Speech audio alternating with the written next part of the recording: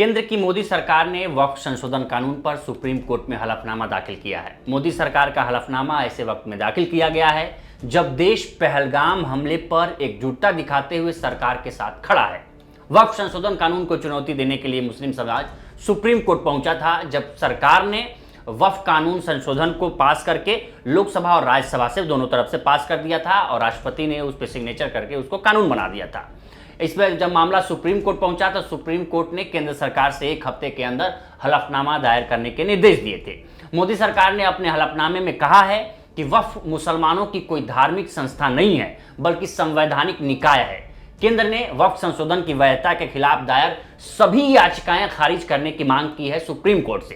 केंद्र ने कहा है कि अदालतें वैधानिक प्रावधान पर रोक नहीं लगा सकती, संवैधानिक वैधता की समीक्षा कर सकती हैं और निर्णय दे सकती हैं। संसद में बनाए गए कानूनों पर संवैधानिकता की धारणा लागू होती है। विधायिका द्वारा लागू की गई विधायी व्यवस्था को बदलना स्वीकार नहीं है, जिसको जानकार एक तरह से सुप्रीम कोर्ट को तो धमकी की तरह देख रहे हैं। सुप्रीम कोर्ट में जो दायर किया गया हलफनामा केंद्र सरकार का, आप किस नजरिए से देखते हैं, हमें कमेंट कर सेक्शन में हमको बताएं।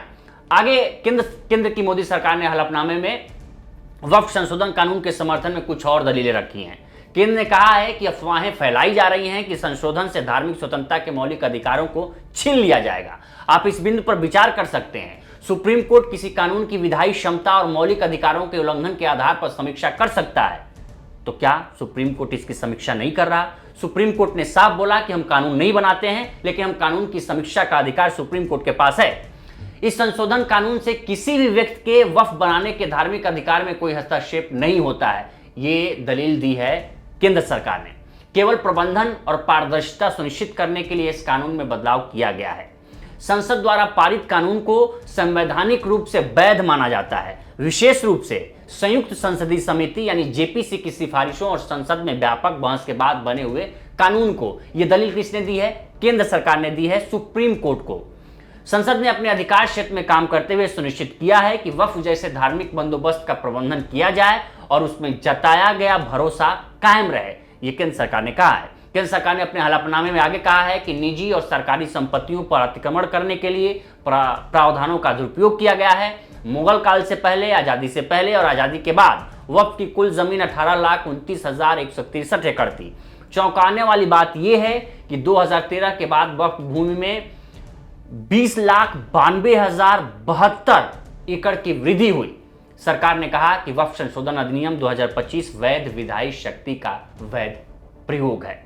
जानकार इस हलफनामे को जवाब से ज्यादा अदालत को दिए गए केंद्र सरकार की तरफ से धमकी मान रहे हैं। बता दें कि सुप्रीम कोर्ट ने 17 अप्रैल को 7 दिन के अंदर केंद्र से वक्फ संशोधन कानून के खिलाफ दायर याचिकाओं पर जवाब दाखिल करने को कहा था।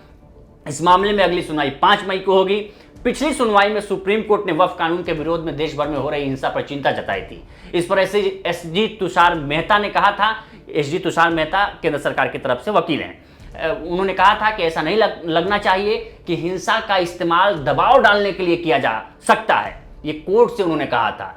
कोर्ट ने कहा, जिस पर कोर्ट ने कहा कि हम इस पर फैसला करेंगे। सुनवाई के दौरान कपिल सिब्बल ने कहा था कि वक्फ कानून के तहत बोर्ड में अब हिंदुओं को भी शामिल किया जाएगा, यह अधिकारों का हनन है। इस पर सुप्रीम कोर्ट ने केंद्र से पूछा कि क्या वह मुसलमानों को हिंदू धार्मिक ट्रस्टों का हिस्सा बनाने की अनुमति देने को तैयार है। हिंदुओं के दान कानून के मुताबिक कोई भी बाहरी बोर्ड का हिस्सा नहीं हो सकता। कपिल सिब्बल ने कहा था कि हम उस प्रावधान को चुनौती देते हैं जिसमें कहा गया है कि केवल मुसलमान ही वक्फ बना सकते हैं। सरकार कैसे कह सकती है कि केवल वे लोग ही वक्फ बना सकते हैं जो पिछले 5 सालों से इस्लाम को मान रहे हैं। इतना ही नहीं, राज्य कैसे तय कर सकता है कि मैं मुसलमान हूं या नहीं और इसलिए वक्फ बनाने के योग्य हूं। इस दौरान कपिल सिब्बल ने वक्फ की पुरानी संपत्तियों के रजिस्ट्रेशन पर भी सवाल उठाए। सिब्बल ने दलील दी थी कि यह इतना आसान नहीं है। वक्फ सैकड़ों साल पहले बनाया गया है, अब ये 300 साल पुरानी संपत्ति की वक्फ डीड मांगेंगे, यहां समस्या है। इस पर केंद्र की ओर से एसजी तुषार मेहता ने कहा था कि वक्फ का रजिस्ट्रेशन हमेशा अनिवार्य रहेगा। 1995 के कानून में भी यह जरूरी था। इस पर सुप्रीम कोर्ट ने कहा था कि अंग्रेजों से पहले वक्फ रजिस्ट्रेशन नहीं होता था। कई मस्जिदें 13वीं 14वीं सदी की हैं जिनके पास रजिस्ट्रेशन सेल डीड नहीं होगी। ऐसी संपत्तियों को कैसे रजिस्टर करेंगे? उनके पास क्या दस्तावेज होंगे? वक्फ बाय यूजर मान्य किया गया है अगर आप इसे खत्म करते हैं तो समस्या होगी, ये सुप्रीम कोर्ट ने कहा था। इसके बाद दोनों तरफ की दलीलें सुनने के बाद CJI Sanjeev Khanna, justice PV Sanjay Kumar और जस्टिस केवी विश्वनाथन की बेंच इन सवालों का केंद्र से 7 दिन के अंदर जवाब मांगा था और केंद्र का जवाब आने तक वक्फ घोषित संपत्ति पर यथास्थिति बनाए रखने को कहा था, जिसका उस वक्त केंद्र सरकार ने कोर्ट के इस प्रस्ताव का कड़ा विरोध किया था।